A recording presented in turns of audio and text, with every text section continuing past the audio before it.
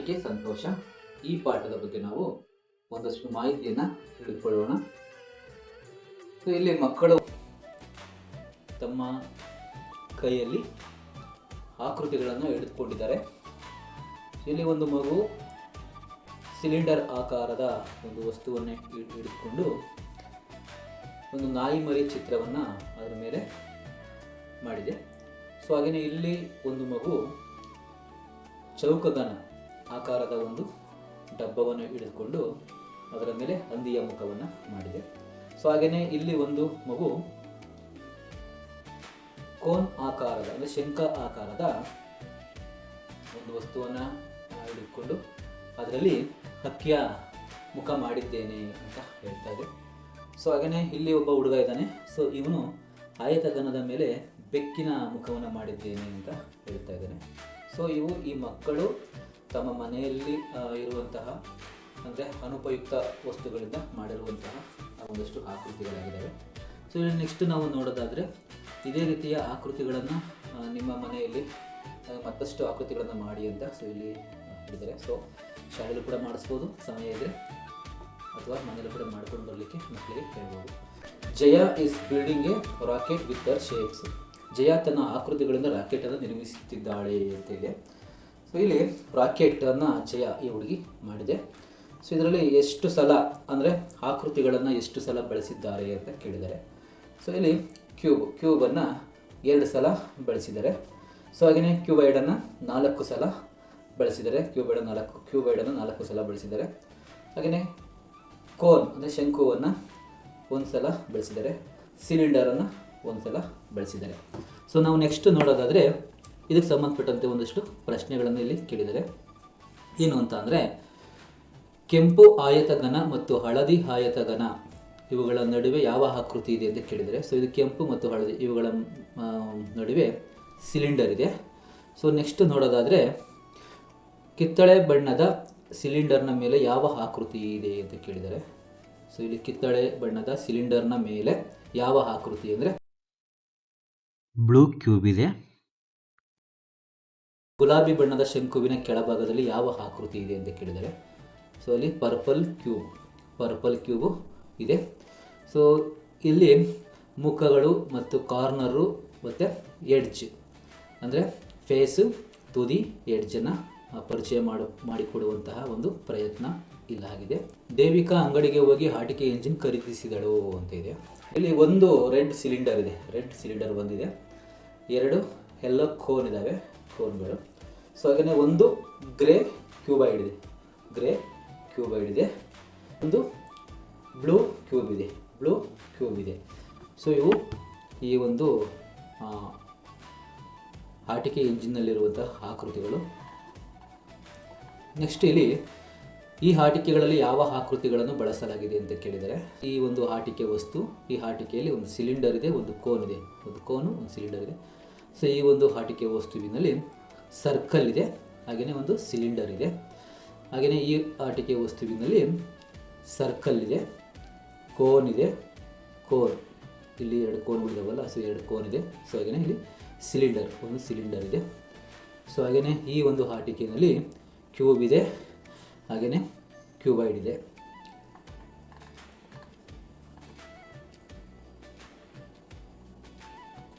ನಿಮ್ಮ ಸುತ್ತ ಲಭ್ಯವಿರುವ ಬೇರೆ ಬೇರೆ ಆಕೃತಿಗಳಿಂದ ಇಂತಹ ಮನೆಗಳು, ಗೋಪುರಗಳು, ರಾಕೆಟ್ಗಳು ಇತ್ಯಾದಿಗಳನ್ನು ನಿರ್ಮಿಸಲು ಪ್ರಯತ್ನಿಸಿ ಅಂತ ಒಂದು ಆಕ್ಟಿವಿಟಿಯನ್ನು ಹೇಳಿದ್ದಾರೆ. ಸೊ ಇದನ್ನು ಮಕ್ಕಳಿಗೆ ಹೇಳಿದರೆ ಮನೆಗಳಲ್ಲಿ ಮಾಡ್ಕೊಂಡು ಬರ್ತಾರೆ.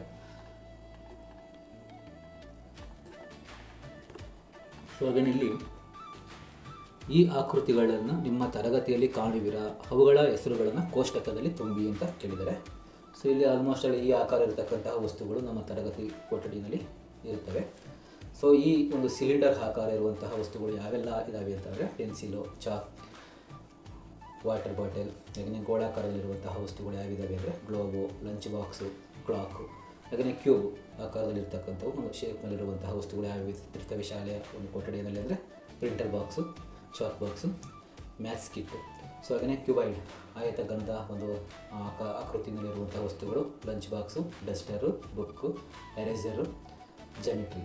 ಸೊ ಹಾಗೆಯೇ ಕೋನ್ ಈ ಆಕಾರದಲ್ಲಿರುವಂತಹ ವಸ್ತುಗಳು ಯಾವಾದರೂ ನಾವು ಶಾಲೆಯಲ್ಲಿ ನೋಡಿದ್ದೀವಿ ಅಂತಂದರೆ ಬರ್ತ್ಡೇ ಕ್ಯಾಪು. ಶಾಲೆಗೆ ಕಾಣುವ ಆಕೃತಿಯನ್ನು ಹೆಸರಿಸಿದ್ದು ಕೇಳಿದರೆ ಕ್ಯೂಬೈಡ್ ಹೆಚ್ಚು ಒತ್ತುಗಳು ಕ್ಯೂಬೈಡ್ನಲ್ಲಿ ಹೆಚ್ಚು ಒತ್ತುಗಳು ಕಾಣುತ್ತವೆ. ಸೊ ಹಾಗೆಯೇ ಅತಿ ವಿರಳವಾಗಿ ಕಾಣುವ ಆಕೃತಿಯನ್ನು ಹೆಸರಿಸಿದ್ದು ಕೇಳಿದರೆ ಸೊ ಕೋನಲ್ಲಿ ಒಂದೇ ಕೇವಲ ಸೊ ಕೋನ್ ಅಂತ ಹಾಕಿದ್ದೇವೆ. ಸೊ ಹಾಗೆಯೇ name the objects that are made up of more than one shapes. ಒಂದಕ್ಕಿಂತ ಹೆಚ್ಚು ಆಕೃತಿಗಳಿಂದ ಮಾಡಲ್ಪಟ್ಟಿರುವ ವಸ್ತುಗಳನ್ನು ಹೆಸರಿಸಿ ಕೇಳಿದರೆ ಸೊ ಮಾಡೆಲ್ ಆಫ್ ರಾಕೆಟಲ್ಲಿ ಒಂದು ಕೋನ್ ಇರುತ್ತೆ, ಒಂದು ಸಿಲಿಂಡರ್ ಇರುತ್ತೆ. ಹಾಗೆಯೇ ಇಲ್ಲಿ ಒಂದು ಆಕ್ಟಿವಿಟಿ ಇದೆ. ಇಲ್ಲಿ ಚೌಕಘನಗಳಿಗೆ ವೃತ್ತ ಎಳೆಯಿರಿ ಅಂತ ಕೇಳಿದರೆ ಚೌಕಘನಗಳಿಗೆ ವೃತ್ತವನ್ನು ಹಾಕಿದೆ. ಸೊ ಹಾಗೆಯೇ ಶಂಕುವಿನ ಆಕೃತಿಗಳ ಎದುರು ಈ ಒಂದು ರೈಟ್ ಮಾರ್ಕನ್ನು ಹಾಕಿ ಅಂತ ಹೇಳಿದರೆ ಶಂಕುವಿನ ಆಕೃತಿಗಳಿಗೆ ಹಾಕಿದ್ದೇವೆ. ಸೊ ಹಾಗೆಯೇ ಸಿಲಿಂಡರ್ ಆಕೃತಿ ಎದುರು ಈ ಒಂದು ಇಂಟು ಮಾರ್ಕನ್ನು ಹಾಕಿ ಅಂತ ಹೇಳಿದರೆ ಸೊ ಇಲ್ಲಿ ಹಾಕಿದೆ ಸಿಲಿಂಡರ್ ಆಕೃತಿಯ ವಸ್ತುಗಳ ಮುಂದೆ.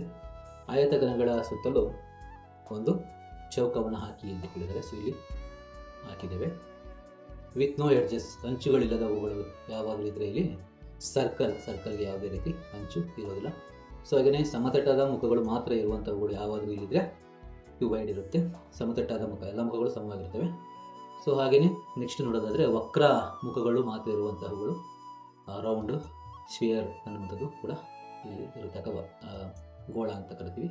ಸೊ ಇದು ಹಾಗೆಯೇ ಸಮತಟ್ಟಾದ ಮತ್ತು ವಕ್ರ ಮುಖಗಳಿರುವವು ಯಾವಾದರೂ ಇದ್ದರೆ ಇಲ್ಲಿ ಅದು ಸಿಲಿಂಡರ್ ಆಗಿರುತ್ತೆ. ಸೊ ಇದು ಒಂದು ಆಕ್ಟಿವಿಟೀಸು. ಸೊ ಹಾಗೆಯೇ ಇಲ್ಲಿ 4ನೇ ಒಂದು ಪ್ರಶ್ನೆ ಇದೆ. ನೀವು ಯಾವ ಆಕೃತಿಗಳನ್ನು ರಚಿಸಬಹುದು, ಈ ಥರ ಒಂದು ನಾವು ಯಾವ ರೀತಿ ಮಾಡಬಹುದು ಅಂತಂದರೆ ಇಲ್ಲಿದೆ ನೋಡಿ, ಸಾಕಷ್ಟು ಆಕೃತಿಗಳನ್ನು ರಚನೆ ಮಾಡಲಾಗಿದೆ. ಪಿರಮಿಡ್ಡು, ಕ್ಯೂಬೈಡು, ಟ್ರಯಾಂಗ್ಯುಲರ್ ಪ್ರಿಸಮು, ಸ್ಕ್ವಯರು, ಹಾಗೆಯೇ ರೆಕ್ಟ್ಯಾಂಗಲ್ಲು, ಪೆಂಟಗನ್, ಹೆಕ್ಸಗನ್. ಸೊ ಇವುಗಳನ್ನು ನಾವು ಕೂಡ ಮಕ್ಕಳ ಕಡೆಯಿಂದ ಮಾಡಿಸ್ಬೋದು ಜೇಡಿಮಣ್ಣು ಮತ್ತು ಕಡ್ಡಿಯನ್ನು ಬಳಸಿ. ಚೌಕಘನಗಳನ್ನು ಬಳಸಿ ಇಂತಹ ಆಕೃತಿಗಳನ್ನು ಮಾಡಲು ಪ್ರಯತ್ನಿಸಿ ಅಂತ ಹೇಳಿದ್ದಾರೆ. ಸೊ ಇಲ್ಲಿ ಚೌಕಘನಗಳು, ಸೊ ಅದಕ್ಕೆ ಸಂಬಂಧಪಟ್ಟಂಗೆ ಇಲ್ಲಿದೆ ನೋಡಿ 5ನೇ ಒಂದು ಪ್ರಶ್ನೆಗೆ. ಸೊ ಈ ಥರದ ಒಂದು ಶೇಪ್ಗಳನ್ನು ನಾವು ಚೌಕಘನಗಳನ್ನು ಬಳಸಿ ನಾವು ಮಾಡಿಸಬಹುದು. ಸೊ ಇದಕ್ಕೆ ಸಂಬಂಧಪಟ್ಟ ಹಾಗೆಯೇ ನಾವು ಹಾಡೋಣ ಅನ್ನುವಂಥದ್ದು ಡೈಸಿ ಸಂಬಂಧಪಟ್ಟಂತಹ ಒಂದು ಆಟ ಇದೆ. ಸೊ ಇಲ್ಲಿ ಆಕೃತಿಗಳು ಯಾವ ರೀತಿಯಲ್ಲಿ ಒಂದೇ ಆಗಿವೆ, ಯಾವ ರೀತಿಯಲ್ಲಿ ಭಿನ್ನವಾಗಿವೆ ಅಂತ ಕೇಳಿದ್ದಾರೆ. ಸೊ ಇವೆಲ್ಲವೂ ಕೂಡ ಆಕೃತಿಗಳು. ಇದನ್ನು ನಾವು ನೋಡೋದಾದರೆ ನೋಡಿ, ಸಿಲಿಂಡರ್, ಕ್ಯೂಬ್, ಕೋನ್, ಸ್ಫಿಯರ್, ಹಾಗೆಯೇ ಕ್ಯೂಬೈಡ್ ಇವೆಲ್ಲವೂ ಕೂಡ ಸೇಮ್, ಅಂದರೆ ಒಂದೇ ಥರ ಅನ್ನೋದಾದರೆ all are solid shapes, all have sides are curved surfaces, all occupy space. ಇದು ಸೇಮ್ ಇರುತ್ತೆ. ಡಿಫ್ರೆಂಟ್ ಅನ್ನು ನೋಡೋದಾದರೆ ಸಿಲಿಂಡರಲ್ಲಿ 2 ಫ್ಲಾಟ್ ಫೇಸಸ್ ಇರುತ್ತೆ, ಒಂದು ಕರ್ವ್ಡ್ ಸರ್ಫೇಸ್ ಇರುತ್ತೆ. ಸೊ ಹಾಗೆಯೇ ಕ್ಯೂಬಲ್ಲಿ 6 ಸ್ಕ್ವೇರ್ ಫೇಸಸ್ ಇರುತ್ತೆ, 12 ಎಡ್ಜಸ್ ಇರುತ್ತೆ, 8 ಕಾರ್ನರ್ಸ್ ಇರುತ್ತೆ. ಹಾಗೆಯೇ ಕೋನಲ್ಲಿ 1 ಫ್ಲಾಟ್ ಫೇಸ್ ಇರುತ್ತೆ, 1 ಕರ್ವ್ಡ್ ಸರ್ಫೇಸ್ ಇರುತ್ತೆ, 1 ಕಾರ್ನರ್ ಇರುತ್ತೆ. ಕ್ಯೂಬೈಡಲ್ಲಿ 6 ರೆಕ್ಟ್ಯಾಂಗ್ಯುಲರ್ ಫೇಸಸ್ ಇರುತ್ತೆ, 12 ಎಡ್ಜಸ್, 8 ಕಾರ್ನರ್ಸ್. ಹಾಗೆಯೇ ಕ್ಯೂಬೈಡ್ನಲ್ಲಿ 6 ರೆಕ್ಟ್ಯಾಂಗ್ಯುಲರ್ ಫೇಸಸ್, 12 ಎಡ್ಜಸ್, 8 ಕಾರ್ನರ್ಸ್ ಇರುತ್ತೆ. ಹಾಗೆಯೇ ಸ್ಫೇರಲ್ಲಿ 1 curved surface, no edges, no corners ಇರುತ್ತೆ. ಸೊ ಇದು ಡಿಫ್ರೆಂಟು ಮತ್ತು ಸೇಮ್ ಇರುವಂತಹ ಒಂದು ಅಂಶ ಆಗಿರುತ್ತೆ. ಸೊ ನೆಕ್ಸ್ಟ್ ನಾವು ನೋಡೋದಾದರೆ ಈ ಒಂದು ದಾಳವನ್ನು ನೋಡಿ, ಅದರ ಮುಖಗಳು 1 ರಿಂದ 6 ಚುಕ್ಕೆಗಳನ್ನು ಹೊಂದಿವೆ. ಒಂದು ದಾಳ ಅಂದರೆ ಡೈಸ್, ಅದನ್ನು ನೋಡಿದಾಗ ಅದರ ಮೇಲೆ 1 ರಿಂದ 6 ಚುಕ್ಕೆಗಳನ್ನು ಹೊಂದಿರುತ್ತೆ. ಅದು ಸಂಬಂಧಪಟ್ಟಂತೆ ಸಂಖ್ಯೆ 1ರ ಅಭಿಮುಖದ ಮೇಲೆ ಯಾವ ಸಂಖ್ಯೆ ಇದೆ. ಅಭಿಮುಖ ಅಂದರೆ ಆಪೋಸಿಟ್ ಆಗಿರುವಂತಹದ್ದು ಮುಖ. ಸೊ ಅದಕ್ಕೆ 6 ಇರುತ್ತೆ. ಹಾಗೆಯೇ ಸಂಖ್ಯೆ 2ರ ಅಭಿಮುಖದ ಮೇಲೆ ಯಾವ ಸಂಖ್ಯೆ ಇದೆ ಅಂತ ಕೇಳಿದರೆ ಸೊ ಅದಕ್ಕೆ 5 ಇರುತ್ತೆ. ಹಾಗೆಯೇ ಸಂಖ್ಯೆ 3ರ ಅಭಿಮುಖದ ಮೇಲೆ ಯಾವ ಸಂಖ್ಯೆ ಇದೆ ಅಂತ ಕೇಳಿದರೆ ಸೊ ಅದು 4 ಇರುತ್ತೆ. ಯಾವ ವಿನ್ಯಾಸವನ್ನು ನೀವು ಇಲ್ಲಿ ಗಮನಿಸಿದ್ದೀರಾ ಅಂತ ಕೇಳಿದ್ರೆ ಸೊ 1 + 6 7 ಬರುತ್ತೆ, 2 + 5 7 ಬರುತ್ತೆ, 3 + 4 7 ಬರುತ್ತೆ. ಈ ಮಾದರಿಯನ್ನು ಯಾವ ಕ್ರಮದಲ್ಲಿ ನಿರ್ಮಿಸಲಾಗಿದೆ? Place the bottom rectangular base ಇರುತ್ತೆ. Add the 2 long cuboid on the ಬೇಸ್ಗೆ 2 ಕ್ಯೂಬೈಡ್ಗಳನ್ನು ಹಾಕ್ತಾರೆ, ಲಾಂಗ್ ಕ್ಯೂಬೈಡ್ಸನ್ನು ಹಾಕ್ತಾರೆ. ನೆಕ್ಸ್ಟ್ 3ನೇ ಸ್ಟೆಪ್ಪಲ್ಲಿ place the 4 cylinder as pillar, ಆ ಪಿಲ್ಲರ್ಗಳನ್ನು ಪಿಲ್ಲರ್ ರೂಪದಲ್ಲಿ ಹಾಕ್ತಾರೆ.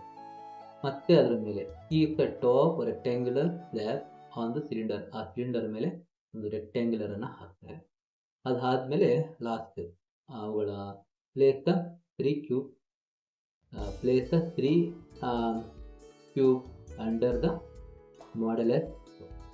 ಈ 3 ಕ್ಯೂಬ್ಗಳನ್ನು ಹಾಕ್ತಾರೆ.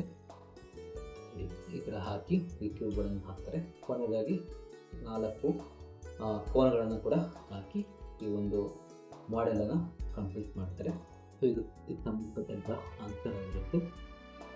ಸೊ ನೆಕ್ಸ್ಟ್ ನಾವು ನೋಡೋದಾದರೆ ಇಲ್ಲಿ 3 ಘನಗಳನ್ನು ಎಷ್ಟು ವಿವಿಧ ರೀತಿಗಳಲ್ಲಿ ನೀವು ಜೋಡಿಸಬಹುದು ಅಂತ ಇದೆ.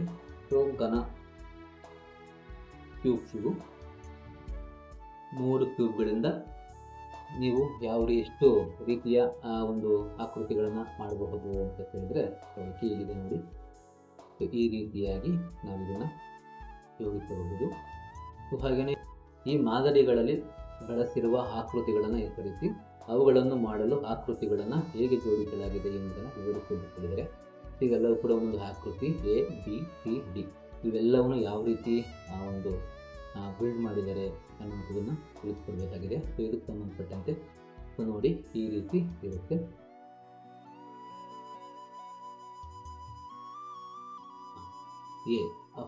ಇದೆಯಲ್ಲ, ಸೊ ಅದಕ್ಕೆ flat green block are placed on both side.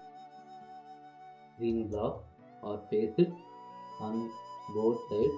A red block is placed in the middle on top. Orange block are placed at the bottom as support. Orange ಅನ್ನು ಸಪೋರ್ಟ್ ಮಾಡಿದ್ದಾರೆ. ಸೊ ಇದೇ ರೀತಿಯಾಗಿ B, C, D ಇವೆಲ್ಲವನ್ನು ಕೂಡ ಜೋಡಿಸಲಾಗಿದೆ. So ಇದು ಸಂಬಂಧಪಟ್ಟಂಥ ಒಂದು ಕಾನ್ಸೆಪ್ಟ್ ಆಗಿರುತ್ತೆ. ಮುಂದಿನ ಆಕೃತಿಗಳನ್ನು ಮಾಡಲು 6 ದಾಳಗಳನ್ನು ಬಳಸಿ ಹೇಳಿದ್ದಾರೆ. ಇಲ್ಲಿ ಒಂದು ಆಯತಘನವನ್ನು ಮಾಡಬೇಕು. 6 ಡೈಸ್ಗಳನ್ನು ಬಳಸಿ 6 ಡೈಸ್ಗಳನ್ನು ಬಳಸಿ ಒಂದು ಆಯತಘನ, ಒಂದು ಗೋಪುರ, ಹಾಗೆಯೇ ನಿಮ್ಮ ಆಯ್ಕೆಯ ಯಾವುದೇ ಒಂದು ಆಕೃತಿಯನ್ನು ರಚನೆ ಮಾಡಿ ಅಂತ ಹೇಳಿದ್ದಾರೆ. ಅದಕ್ಕೆ ಸಂಬಂಧಪಟ್ಟಂತೆ ನೋಡಿ ಹೀಗೆ 6 ಡೈಸ್ಗಳನ್ನು ಬಳಸಿ ಈ ರೀತಿ ಒಂದು ಕ್ಯೂಬೈಡನ್ನು ಮಾಡಬಹುದು. ಸೊ ಈ ರೀತಿ ಒಂದು ಟವರನ್ನು ಮಾಡಬಹುದು. ಒಂದರ ಮೇಲೆ ಒಂದು 1 2 3 4 1 2 3 4 5 6 ಇದೆ. 6 ಒಂದು ಆಗಿದೆ. ಇಲ್ಲಿ 6 ಇದೆ. ಸೊ ಇಲ್ಲಿ 1 2 3 4 5 6 ಬೇಕನ್ನು ಬಳಸಿ ಇಲ್ಲಿ ಒಂದು ಪಿರಮಿಡ್ ಥರ ಇದನ್ನು ಆಕೃತಿಯನ್ನು ಮಾಡಿದ್ದಾರೆ. ನಮ್ಮ ವಿಡಿಯೋ ನಿಮಗೆ ಇಷ್ಟ ಆಗಿದರೆ ಸಬ್ಸ್ಕ್ರೈಬ್ ಮಾಡೋದನ್ನು ಮಾತ್ರ ಮರೆಯಬೇಡಿ. ಸಬ್ಸ್ಕ್ರೈಬ್ ಮಾಡಿ, ಶೇರ್ ಮಾಡಿ, ಲೈಕ್ ಮಾಡಿ. Thank you so much.